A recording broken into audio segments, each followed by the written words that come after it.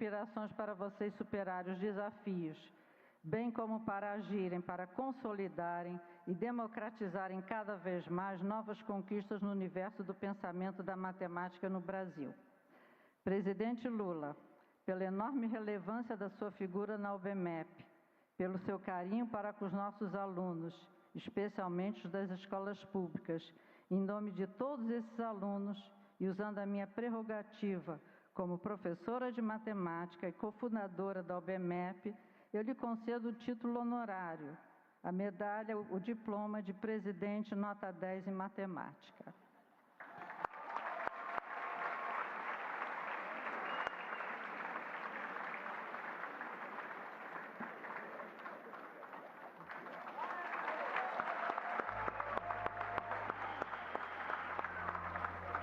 Muito obrigada.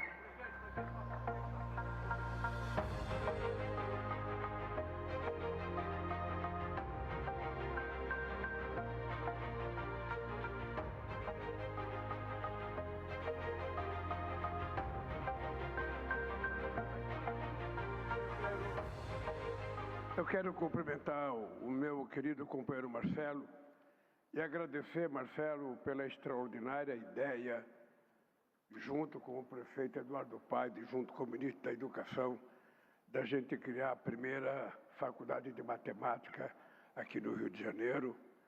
E Deus queira que seja apenas a primeira e que a gente possa criar muitas outras faculdades de matemática, porque o Brasil precisa muito de gente diplomada, precisa de advogados, mas precisa muito, mas muito mesmo, de cientistas, precisa muito de matemáticos, precisa muito de engenharia, precisa muito de especialistas na área da saúde, e nós precisamos, sempre que possível, a gente incentivar a que as faculdades sejam criadas. Eu quero cumprimentar o meu companheiro Camilo Santana, ministro da Educação. É importante que os jovens que estejam aqui saibam de que o Camilo foi governador do estado do Ceará, e é no Ceará o estado que a gente tem maior sucesso nas Olimpíadas da Matemática, e é no Ceará que a gente tem, por vários anos seguidos, a melhor educação do ensino fundamental, graças à dedicação do companheiro Camilo. Antes do Camilo chegar no Ministério da Educação, o Haddad era considerado o melhor ministro da Educação que o Brasil já teve. E eu falei para o Camilo que ele só tem uma missão agora, é passar o Haddad e deixar o Haddad no segundo lugar e se transformar no melhor ministro da Educação desse país, porque o Brasil precisa de gente que goste de educação, dirigindo a educação desse país. Quero cumprimentar a minha querida companheira Luciana Santos, ministra da Ciência e Tecnologia, companheira do PCdoB, companheira formada, bem formada e companheira que foi prefeita de Olinda, foi deputada federal, foi vice-governadora em Pernambuco. Parabéns, companheira Luciana. O deputado Eduardo Ferreirinha, que está aqui presente, do PSD do Rio de Janeiro. O nosso querido Dudu Eduardo Paes, prefeito do Rio de Janeiro. O nosso querido Ricardo Galvão, presidente do Conselho Nacional de Desenvolvimento Científico e Tecnológico, CNPq. A nossa querida companheira Denise Pires de Carvalho, presidente da Coordenação de Aperfeiçoamento de Pessoal do Nível Superior do Ministério da Educação, CAPES.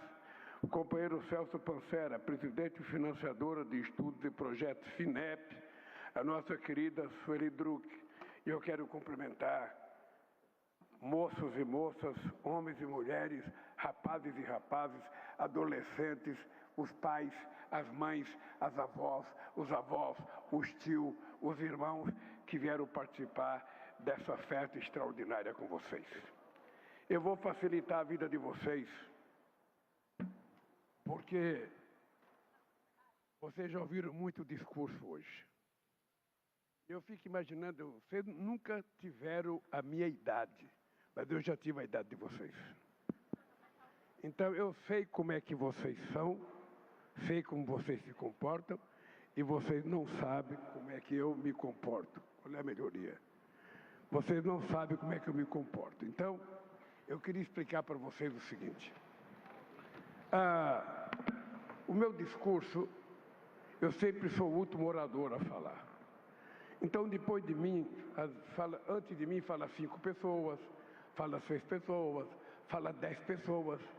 E quando você traz um discurso por escrito, é muito difícil que o seu discurso já não tenha sido feito pela sequência de oradores que falaram antes de mim. Então, eu só queria contar para vocês algumas coisas importantes.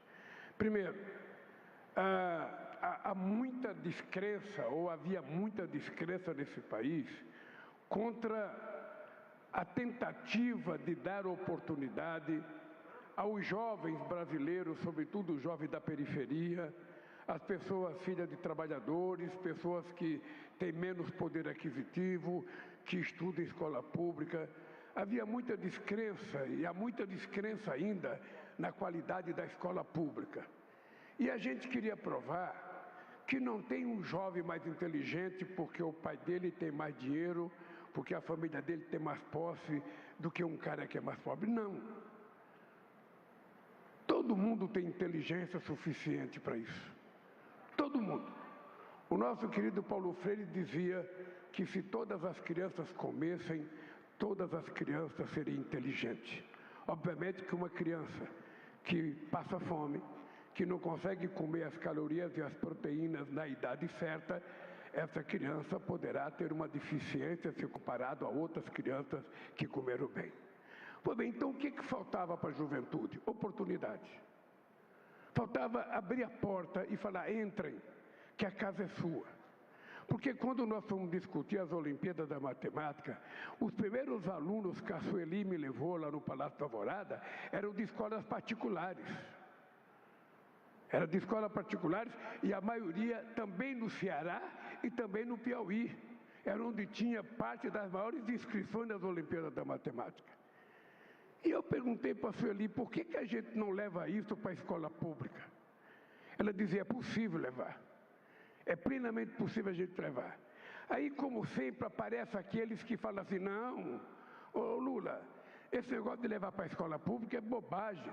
As crianças da escola pública não têm interesse. Eles não vão se interessar em fazer parte das Olimpíadas. Eles não gostam de matemática. Matemática é uma matéria muito difícil.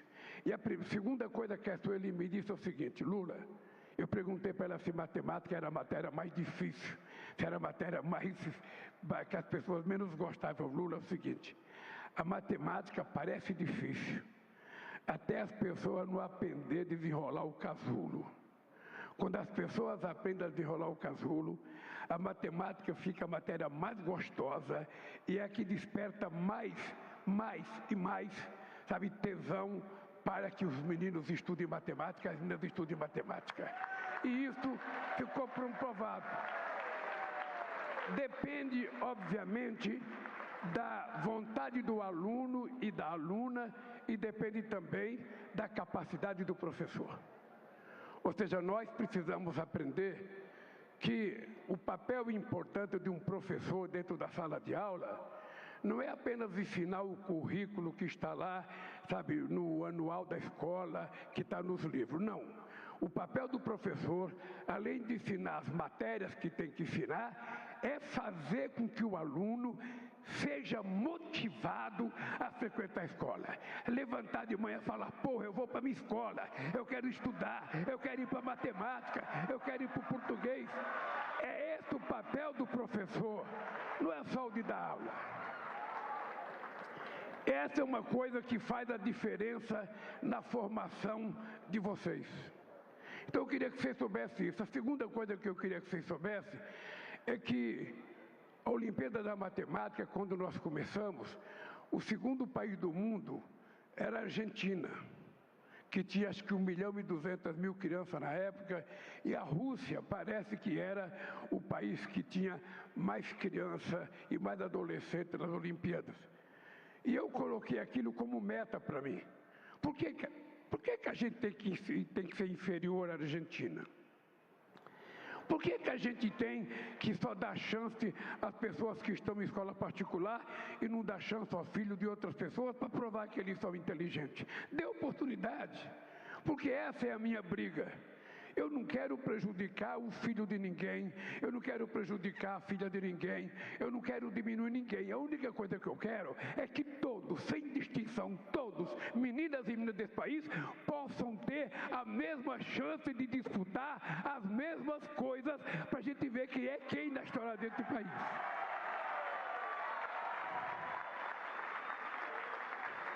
Então, o sucesso foi tão extraordinário que na primeira Olimpíada a gente teve 10 milhões, na segunda, a Justiça Eleitoral, Sueli, não deixou sequer colocar um papelzinho na porta da escola, dizendo que era tirar proveito político. Não foi feita nenhuma propaganda. A gente pulou de 10 milhões para 14 milhões de alunos nas seguintes Olimpíadas. Depois pulamos para 18, chegamos a 19 e agora estamos com 18. O que é importante? É que 99,9% das prefeituras desse país aderiram às Olimpíadas da Matemática e, portanto, a matemática está hoje numa cidade de 5 mil habitantes e numa cidade de 20 milhões de habitantes. Esse é o sucesso. E o sucesso é que nós temos esse ano 56 mil escolas de 99% do município. Gente, é um sucesso extraordinário. Eu me sinto como se tivesse ganho 6 medalhas de ouro, 7. Aqui tem gente que já ganhou 6, né? Tem gente que ganhou 5. E o que me apaixona nisso?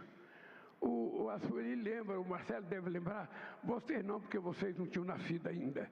Mas um dos primeiros meninos que ganhou medalha de ouro nas Olimpíadas da Matemática, deve ter na internet esse menino, era um menino do Ceará.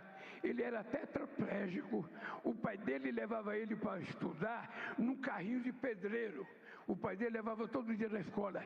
Esse moleque ganhou 2 vezes medalha de ouro na Olimpíada da Matemática, numa demonstração de que não existe nada impossível. Nada impossível para um ser humano. E, sobretudo, não existe nada impossível na idade que vocês estão, com 100% de energia, com muita força, com muita massa encefálica, com muita força física, e vocês podem fazer o que vocês quiserem. Portanto, gente, é o seguinte, aproveite, porque vocês podem saber de uma coisa. O pai e a mãe de vocês, o avô ou a avó que criaram vocês, ou a irmã ou uma tia de vocês, sabe, que está aí torcendo por vocês, o maior sonho delas em deixar para vocês alguma coisa não é uma herança, não é uma casa, não é um carro. Pode ter certeza que o maior sonho do pai de vocês e da mãe é deixar vocês com uma boa formação acadêmica, com uma boa formação profissional, para vocês poderem constituir família e ajudar esse país a sair da pequenez que esse país foi submetido. Ô, gente, eu muitas vezes sou obrigado a falar as coisas porque nesse país nem a gente sabe tudo. A elite econômica que governou esse país, desde que Cabral aqui colocou os pés e usurpou as terras dos indígenas brasileiros, desde essa época, as elites econômicas nunca se importaram com a educação. Nunca levaram em conta a questão das universidades. Deixa eu dizer uma coisa para vocês. O Brasil só foi ter a sua primeira universidade em 1920, 420 anos depois da descoberta. O Peru teve a primeira dele em 1554, 62 anos depois de descoberta a América, o Peru já tinha a Universidade de São Marcos. E o Brasil demorou 400 anos. Por que demorou tanto? Porque o filho do dono da usina de cana, o filho do dono das empresas chiques que tinha aqui naquela época, que não tinha muita também, o barão do café, o barão da cana, o barão da laranja, toda essa gente tinha dinheiro para mandar seu filho estudar na França, estudar nos Estados Unidos, estudar na Inglaterra, estudar na Alemanha, e o filho do trabalhador era predestinado a trabalhar, a cortar cana, a viver ganhando o salário mínimo. Por isso que não se acreditava na formação desse país. E é por isso que eu sou o primeiro presidente da República a não ter diploma universitário, mas sou o presidente que mais fiz universidade na história desse país, mais fizemos institutos profissionais. Por uma razão, eu quando tinha a idade de vocês, eu tinha vontade de estudar. Não pense que eu tinha vontade de estudar. Eu tinha uma vontade maluca de ser economista. Eu nem sabia o que era ser economista, mas eu queria ser economista, porque eu via na televisão, eles falavam tudo bonito e sabia de tudo, porque economista tem essa virtude. Quando é oposição, tem solução para tudo. Quando chega no governo, esquece as soluções que tinha antes. Essa é uma coisa, sabe, acadêmica. Então, eu tinha vontade, eu sonhava ser economista. Não pude ser, só fui ser torneiro mecânico. Veja a diferença, só fui conseguir ser torneiro mecânico. E eu tinha vontade de estudar e não tive oportunidade. Então, esse negócio da educação para mim é uma obsessão. Eu quero que todo filho das pessoas que trabalham nesse país seja o mais humilde catador de papel do Rio de Janeiro, seja a mais humilde empregada doméstica desse país, seja o maior rico desse estado. Todos eles têm que ter oportunidade, têm que ter direito de se formarem, aprender uma profissão e ser o que quiserem e fazer o que quiserem da vida. É isso que eu quero para o povo brasileiro e é isso que eu quero para vocês. Essas coisas, e pelo amor de Deus, não perca a motivação. Na idade de vocês, ninguém tem o direito de dizer: ah, levantei cansado, porra, eu estou cansado, eu estou quebrado, hoje eu não vou na escola, hoje eu não vou estudar, eu vou sair da faculdade, Você não tem o direito, gente, porque vocês têm que fazer um esforço. Vocês têm que ser mais bem formados que o pai de vocês, mais bem formado que o avô de vocês, mais bem formado que o bisavô de vocês. É isso que é orgulho. É isso que o pai de vocês, a mãe de vocês esperam, que vocês sejam mais estudantes que eles. Que vocês não confundam essa idade nova de namorar, eu quero ir para a balada. Tudo bem, vocês têm o direito de ir para a balada, de namorar, mas pelo amor de Deus, façam tudo isso sem esquecer que tem que estudar para ajudar esse país, sair da pequenez que esse país foi conduzido durante tantos anos. Então a educação é uma coisa muito sagrada para vocês. Eu, Marcelo, não criei apenas a Olimpíada da Matemática junto com a Sueli.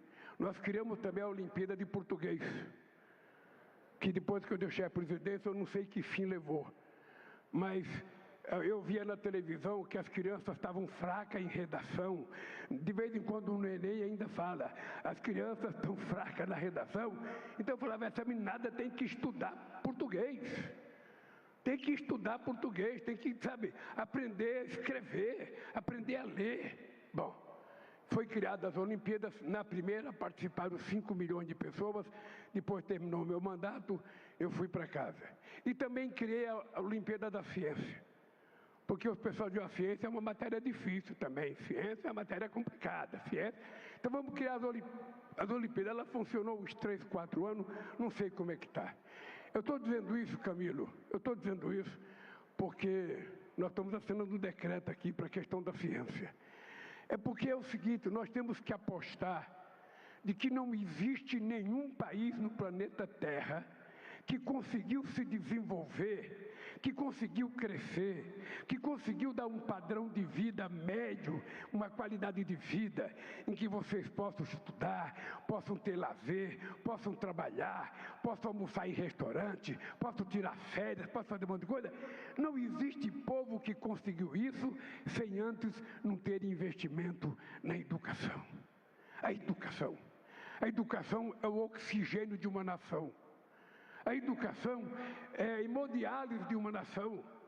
A educação é a nossa capacidade de nos tornar competitivos, tanto do ponto de vista da qualidade, quanto do ponto de vista da produtividade, com qualquer país do mundo. O Brasil pode, o Brasil tem condições, e o Brasil tem vocês. E eu agora quero terminar dizendo uma coisa para vocês. Eu agora só ouço falar em inteligência artificial. Porra, você não tem noção. Eu faço muita reunião. Eu faço reunião com empresário pequeno, com empresário grande, com empresário maior, com banqueiro, com gente desempregada, com dirigente sindical. Faço reunião com intelectuais. Agora todo mundo fala, Lula, porque é preciso investir na inteligência artificial. Eu fico pensando, eu vou para casa e falo, pô, os caras que conversaram comigo são tão inteligentes, por que eu tenho que acreditar na inteligência artificial? Por que eu não uso a inteligência humana dos caras que estão me dando conselho? Aí a Luciana me convida para uma reunião do Conselho Nacional de Ciência e Tecnologia. É um grupo privilegiado de cientistas e pesquisadores que participam e eu participo dessa reunião. Então, depois de ouvir falar uns 10 discursos sobre inteligência artificial, eu fiz um desafio aos cientistas brasileiros. Ontem eu fiz um desafio aos reitores brasileiros de mais de 100 universidades que estavam lá participando de uma reunião que eu convoquei os reitores. É porque se inteligência artificial é tão importante, por que a gente fica esperando para copiar o que os Estados Unidos fizeram? Por que a gente fica esperando para copiar o que o Japão fizer? Por que a gente fica esperando para fazer o que a Coreia fizer? Porra, eu desafio os nossos cientistas, vamos criar vergonha e vai ter uma conferência nacional em julho, vocês tratem de me apresentar um produto de inteligência artificial em língua portuguesa, criado pelo brasileiro, que a gente não vai permitir que roube a nossa criação da inteligência artificial, como foi roubado, sabe, a criação do avião. Todo mundo sabe que quem inventou o avião foi o Santos Dumont. Foi a única experiência de algo mais pesado que o ar, que ficou, sabe, flutuando no ar. É a única experiência. Mas os americanos ganharam a batalha, a gente fala os irmãos Wright, sabe, que eles fizeram uma catapulta com o avião, jogaram quase que num estilingue o avião. O Santos Dumont não, o Santos Dumont, ele fez o avião levantar. E além de fazer o avião levantar, criou o relógio de pulso, porque ele tinha que dirigir com as duas mãos e ele não podia parar para tirar o relógio do bolso, ele então inventou. E nós não conquistamos isso. Ninguém sabe disso. Vocês vêem cinema, você pensa, foram os 2 irmãos americanos que criaram o avião no mundo. Não, foi Santos Dumont, um brasileiro de Minas Gerais. É isso que foi. Então, nós precisamos acabar com o complexo de inferioridade que a gente foi criado. Sabe, nesse país, a gente foi criado, eu chamo complexo de vira-lata. Eu não sei nada, eu não tenho nada, eu sou pobre, eu não sei das quantas, sabe? E aí, os americanos deitam e rolam em cima de nós. Aí os europeus deitam e rolam em cima de nós.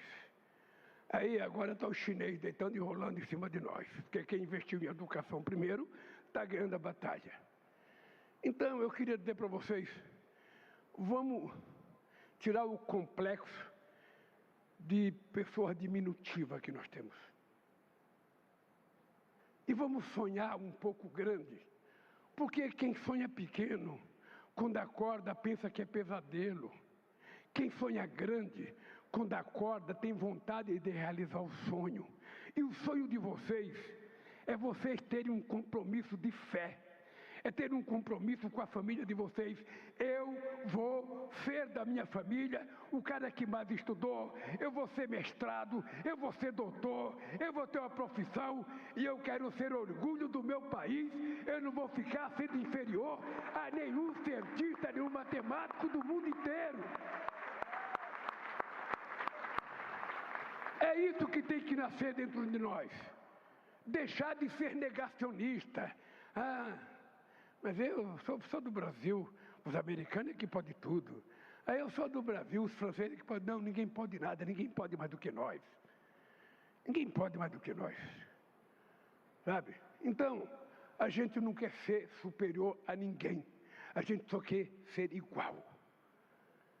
A gente não quer comer a comida de ninguém. A gente só quer comer a comida que a gente for capaz de produzir e que a gente ganhar. Mas a gente quer competir em conhecimento, competir em inteligência. A gente quer competir, sabe, na elaboração de produtos de qualidade, para que a gente possa ganhar os mercados internacionais. É isso que eu acho que é o compromisso de vocês. Por isso eu estou na frente de vocês, estou muito orgulhoso. Vocês não sabem o orgulho que eu estou de estar na frente de vocês. Vocês não sabem que eu sei que vocês estão pensando, esse Lula é chato pra cacete, ele está falando e não para de falar. Mas é importante que vocês saibam que eu sou chato também, porque a vida inteira eu falo muito, eu brigo muito, e eu quero que as pessoas saibam o que a gente pensa. Para terminar, vou dar o último conselho para vocês. Só para vocês saberem, eu tenho 8 netos, sabe? Muitos da idade de vocês. Eles pensam que meu avô é velho, meu avô é ultrapassado. Eu sou o bambambam, eu sou o moderno. Então deixa eu falar uma coisa para vocês. Nunca, pelo amor de Deus, nunca diga que todo político é safado, que todo político é ladrão, que você não gosta de política, que você não vai fazer política, porque todo cara que fala isso vai ser político, e todo cara que for político vai ser o que ele pensa. Por que eu quero que vocês saibam? Porque quando a gente nega a política, quando a gente acha que ninguém presta, Eduardo Paes não presta, o Lula não presta, não sei quem não presta, o vereador não presta, o deputado não presta, sabe quem presta? Você, porra! Então entre você na política e seja um político decente que você precisa desse país. Não desista, assuma a responsabilidade histórica de vocês. Dito isso, um beijo no coração de vocês, da mãe de vocês, do pai de vocês, do avô de vocês, e um povo no coração da juventude brasileira, que é o que nós precisamos, uma juventude forte, sadia, com muita coragem, muita capacidade e muito tesão de brigar por aquilo que vocês acreditam. Um beijo. Essas foram as palavras do excelentíssimo senhor presidente Luiz Inácio Lula da Silva.